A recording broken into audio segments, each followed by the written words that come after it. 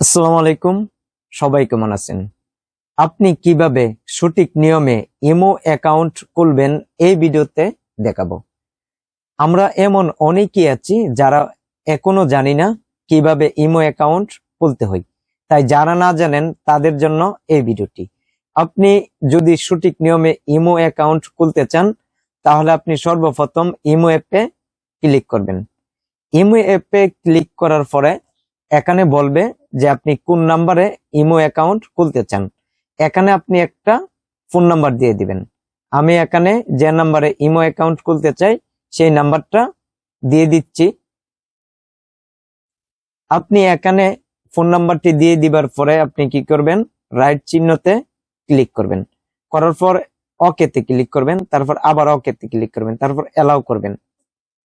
করার পরে এখানে বলবে যে আপনার এই নাম্বারে একটা কোড যাবে, কল যাবে, আর কোডটা কলের মাধ্যমে যাবে।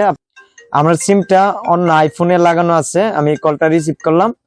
কলটা রিসিভ করার পরে আপনাকে অনেক সময় কলটা রিসিভ করার পরে কোডটা বলবে, বা কলটা অনেক সময় কেটে যেতে পারে। ইমো কোড 3 ভাবে সংগ্রহ করা যায়। যেমন এক, কলের মাধ্যমে কলটা রিসিভ করার পরে কোডটা বলে, আবার দেখা গেছে অনেক সময় কলটা আসলে কলটা রিসিভ করার পরে কলটা কেটে যায়, তারপরে কোডটা সংগ্রহ করতে। আবার অনেক সময় দেখা যায় হোয়াটসঅ্যাপে কোড আসে। দেখুন, অনেক সময় আপনি যখন ইমো খুলতে যাবেন, যদি কল আসে, কলটা রিসিভ করার পর যদি কোড না বলে বা কলটা কেটে যায়, তাহলে দেখুন এখানে কিন্তু একটা নাম্বার রয়েছে 97, ঠিক আছে, এবং শেষে 78, এইরকম একটা নাম্বার এখানে দেখাচ্ছে। দেখুন, আপনার সিমটা যদি আপনার ফোনে লাগানো থাকে তাহলে অটোমেটিক ভেরিফাই হয়ে যেতে পারে মিস কলের মাধ্যমে। আর যদি সিমটা আপনার অন্য ফোনে লাগানো থাকে, বাটন ফোনে বা অন্য কোনো অ্যান্ড্রয়েড ফোনে লাগানো থাকে, তাহলে কলটা যাওয়ার পর, কলটা রিসিভ করার পরে অনেক সময় কেটে যেতে পারে, বা কলটা আপনি রিসিভ করার পর কোডটা বলতে পারে। কলটা যদি কেটে যায় তাহলে আপনি নাম্বারটা এখানে মিলাবেন। প্রথমে আছে 97 এবং দেখুন এখানে দেওয়া আছে 78।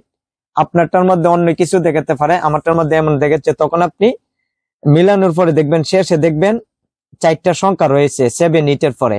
এই 4টা সংখ্যা আপনি এখানে টাইপ করবেন। আমি এখানে, এইটাই আপনার কোড, আমি এখানে টাইপ করে নিচ্ছি। বন্ধুরা, কোডটি দিয়ে দিবার পরে দেখুন এখানে বলবে যে আপনি একটা নাম দিয়ে দেওয়ার জন্য। আমি এখানে একটা নাম দিয়ে দিচ্ছি, আপনারা এখানে একটা নাম দিয়ে দিবেন। এখানে একটা নাম দিয়ে দিবার পরে আপনি দেখুন রাইট চিহ্ন দেওয়া আছে, এখানে আপনি ক্লিক করবেন। করার পরে আবার রাইটে ক্লিক করবেন, তারপর আপনার ইমো অ্যাকাউন্ট খুলে যাবে। তারপর আপনি ব্যাক করবেন। ব্যাক করার পরে দেখবেন আপনার ইমো অ্যাকাউন্ট খুলে গেছে। তাই আমি যেভাবে দেখিয়েছি এইভাবে আপনি খুব সহজে আপনার ফোনে আপনি ইমো অ্যাকাউন্ট খুলতে পারবেন। তাই ভিডিওটি ভালো লাগলে চ্যানেলটি সাবস্ক্রাইব করবেন, ভিডিওতে একটি লাইক দিবেন। তাই সবাই ভালো থাকবেন। খুদা হাফেজ।